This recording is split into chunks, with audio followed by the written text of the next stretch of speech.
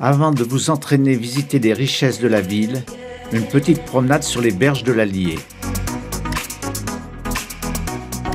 Le pont de fer est un ouvrage historique, daté du 19e siècle.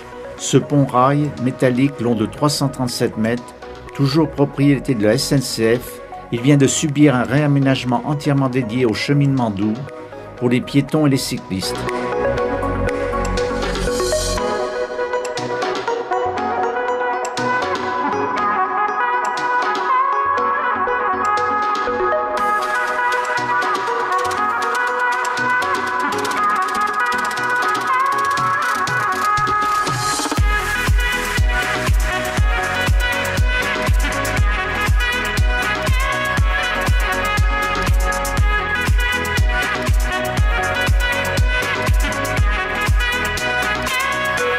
Le balcon belvédère au milieu du pont offre une vue privilégiée sur la rivière et un panorama sur la ville de Moulins. Situé sur les rives droites de l'Allier, Moulins est le berceau d'une dynastie qui a régné sur la France pendant 2 siècles, les Bourbons.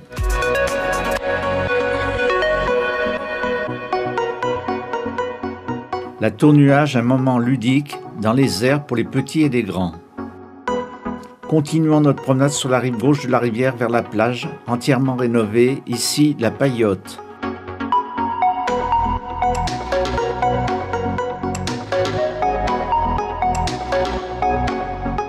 Le terrain est bordé de terrains de beach volley, tables de ping-pong, aires de pique-nique, etc.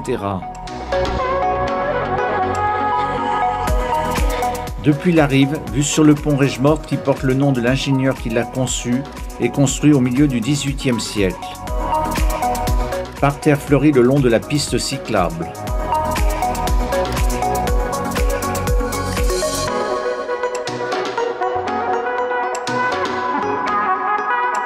Près de la rivière, la plaine de jeux des Champins, araignées, toboggans, acrobranches, jeux de sable, son bateau pirate et son espace aquatique.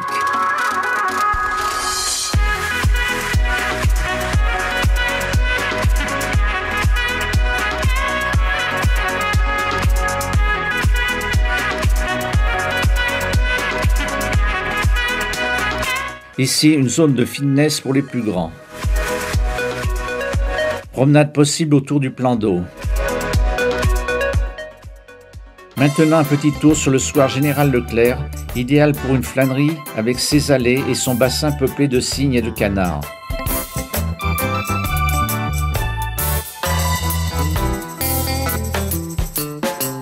Une parenthèse de verdure en plein centre-ville, un parc aménagé avec des bancs et un aire de jeu fermé pour les enfants.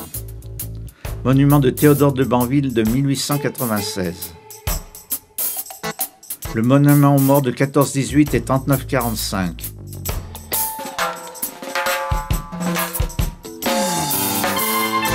Le monument aux morts de 1870-1871. La tour Jacquemart est une horloge d'une trentaine de mètres de haut, construite au milieu du XVe siècle à la demande de Charles Ier de Bourbon. Elle a été modifiée et restaurée à la suite de différents incendies. Elle est dotée de 3 cloches et 4 automates. Les cloches rythment les quarts d'heure et les heures.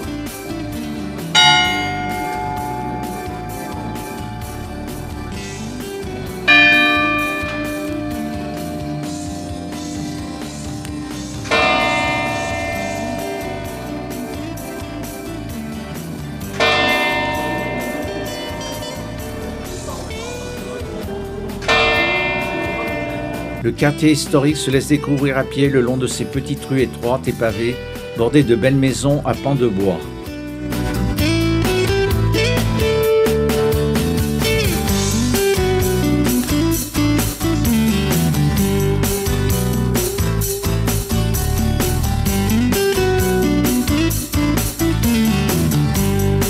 Flâner à travers le quartier historique et ses hôtels particuliers aux façades de briques roses et noires losangées.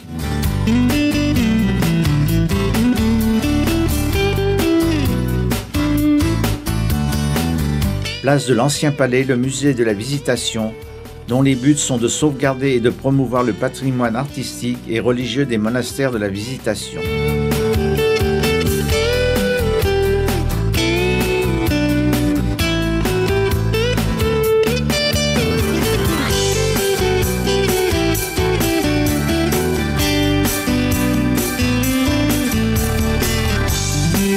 Depuis la descente du château, on peut apercevoir l'église du Sacré-Cœur et l'église Saint-Pierre.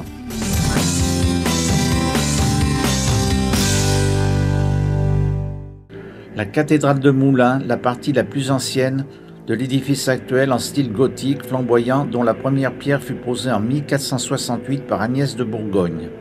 La collégiale fut érigée en cathédrale en 1823 avec ses 2 flèches de 81 mètres de haut.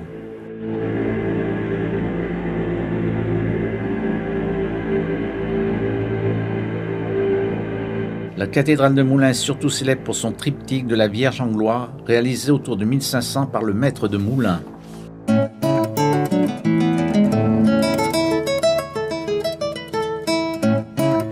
Petit jardin situé devant le musée Anne de Beaujeu, ombragé par des cèdres majestueux, fleuri de roseraies et aménagé de jeux pour les enfants.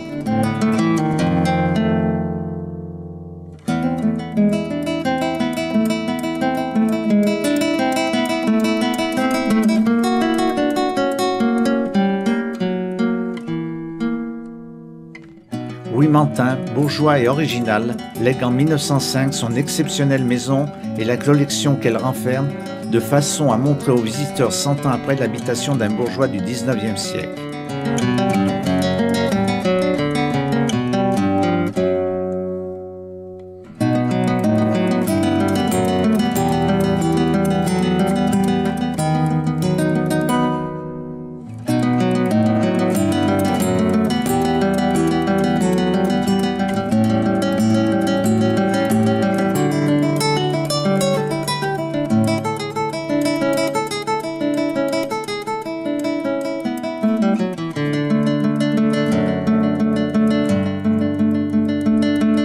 Le musée occupe le pavillon Renaissance, construit entre 1498 et 1503, qui venait clore la cour du château des Ducs de Bourbon.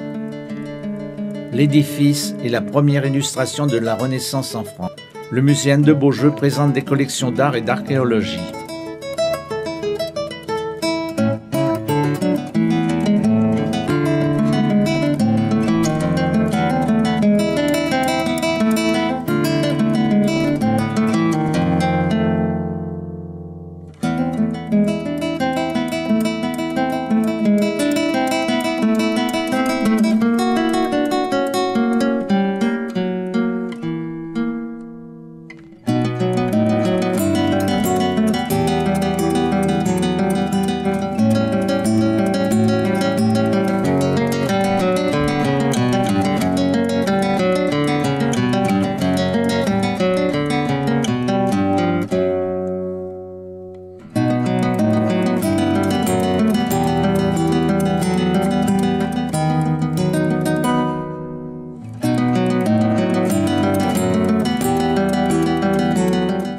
Jardin bas, espace aménagé de bancs, est un lieu qui offre une vue sur la Malcoiffée ainsi que sur la maison Mantin.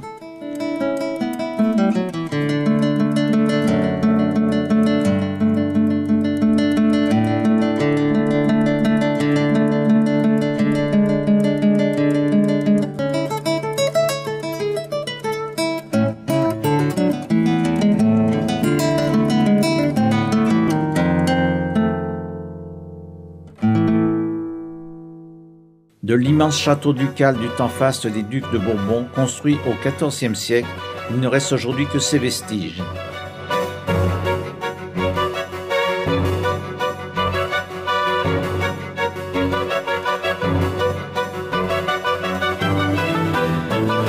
Il est le témoin de 600 ans d'histoire du meilleur du temps des Bourbons, au pire avec 200 années de prison, et surtout lorsqu'il était la lugubre prison militaire allemande sous la joute de la Gestapo.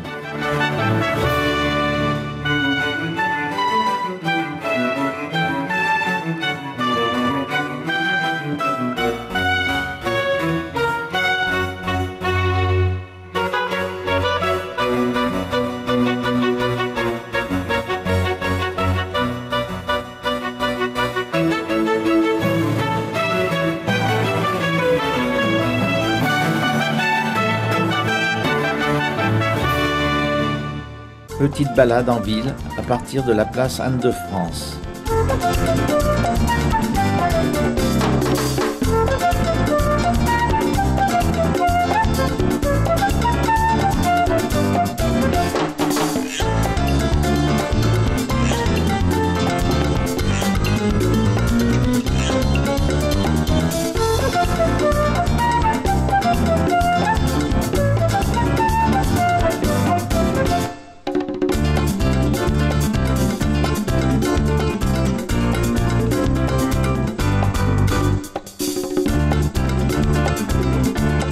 place centrale de Moulins avec ses terrasses et ses commerces. Le Grand Café construit en 1899 avec ses jeux de miroirs qui se reflètent à l'infini.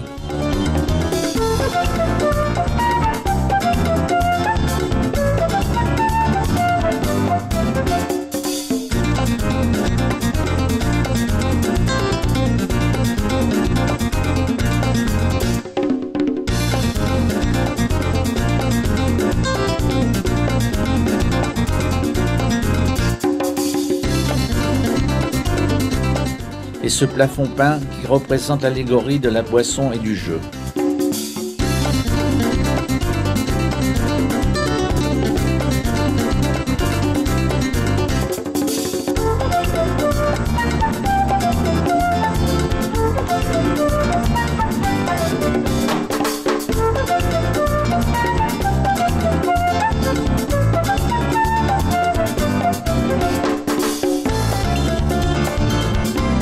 Au bout de la place, l'église du Sacré-Cœur construite entre 1850 et 1869.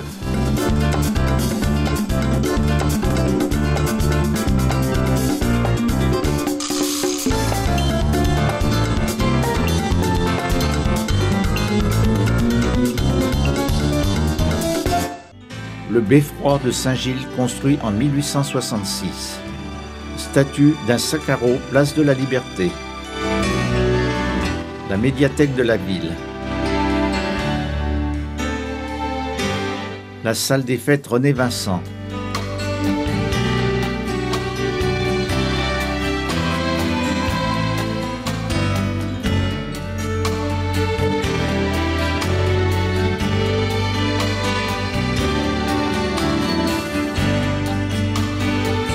L'église Saint-Pierre datant du XVe et XVIe siècle.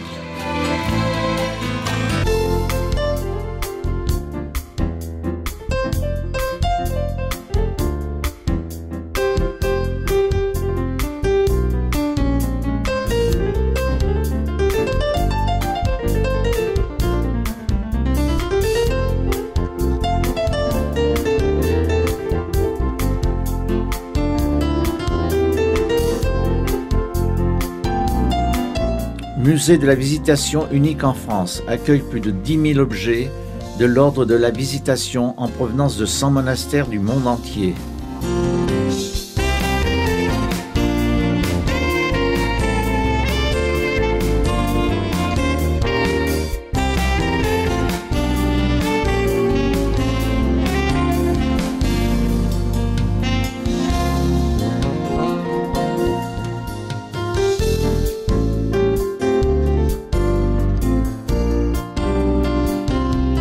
Le musée de l'illustration jeunesse, consacré à l'illustration et plus particulièrement du livre de jeunesse du XIXe siècle à nos jours.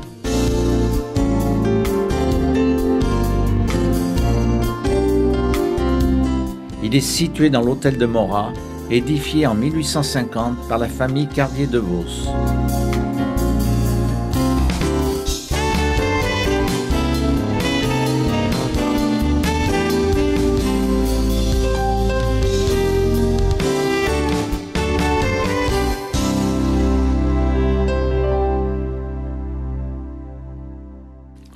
Le théâtre est un édifice néoclassique construit en 1841.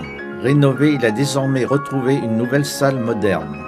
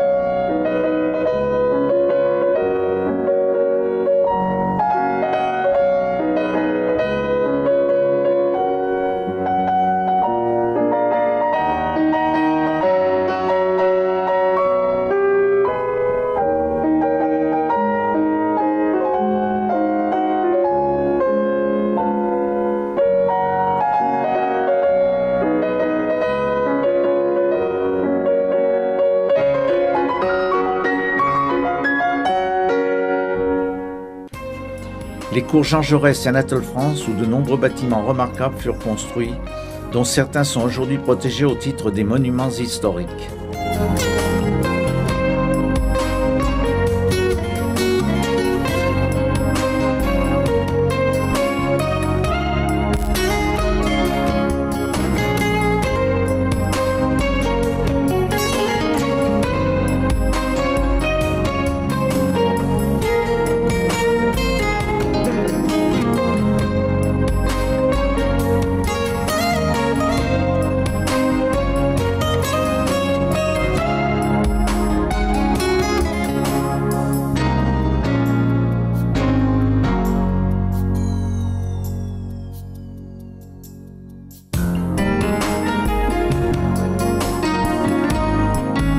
Lieu incontournable pour s'offrir des chocolats, les Palais d'Or.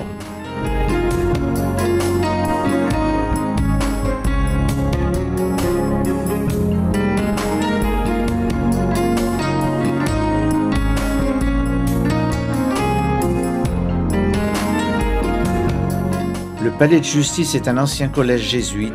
Grâce à des donations, le collège ouvre ses portes en 1606. Après la fermeture du collège, le bâtiment devient palais de justice en 1803.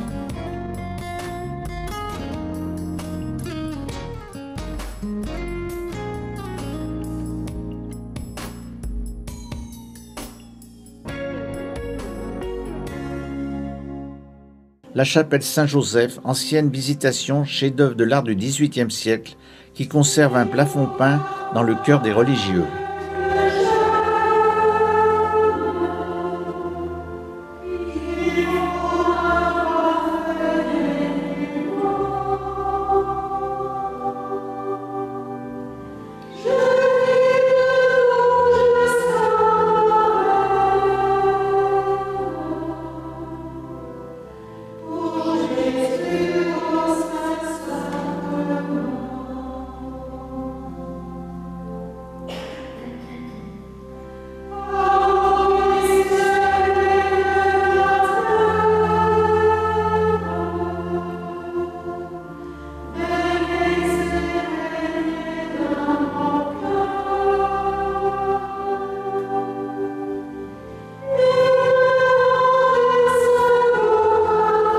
Majestueux mausolée du duc Henri II de Montmorency, exécuté sur l'ordre du roi Louis XIII.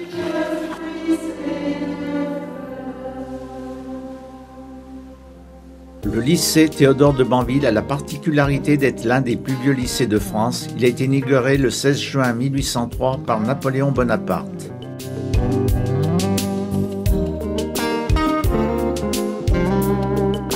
Les portes de Paris datent du XVIIIe siècle.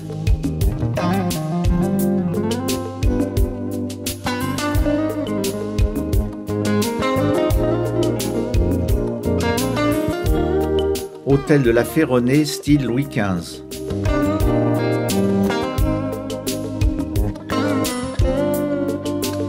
L'ancien marché au blé, bâti selon la tradition par Mansart. La façade monumentale de l'hôtel de ville s'ouvre sur l'ancienne place du marché aux vaches.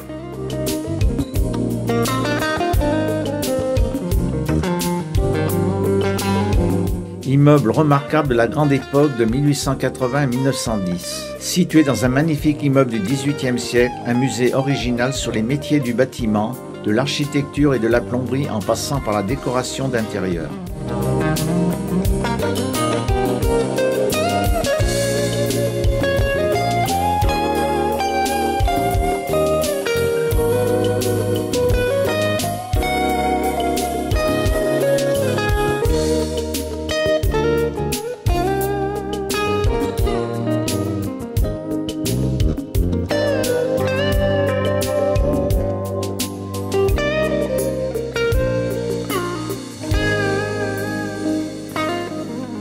Retour sur la berge gauche de la rivière.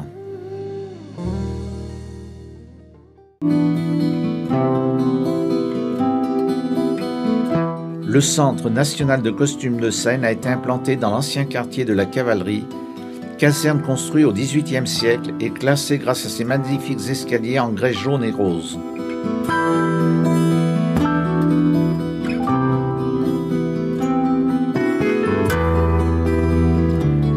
Il est la première structure de conservation unique en France comme à l'étranger et a pour mission la conservation, l'étude et la valorisation d'un ensemble patrimonial de 10 000 costumes de scène.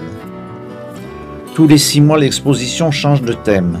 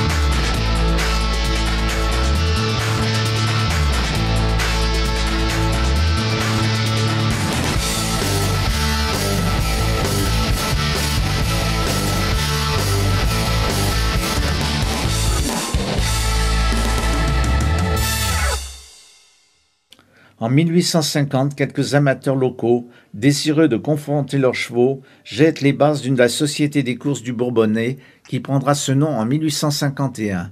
Elle est présidée par le baron de Vos. En 1852, l'hippodrome devient national, puis impérial en 1856, recevant une dotation de Napoléon III.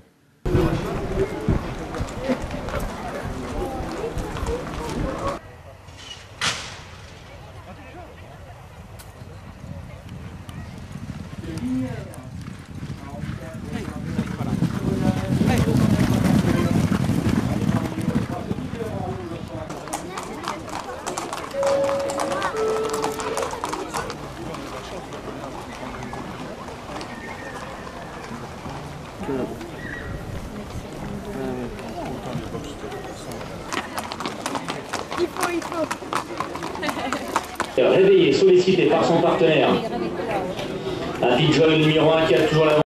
La journée s'achève sur la rive gauche avec une vue sur la ville de Moulins.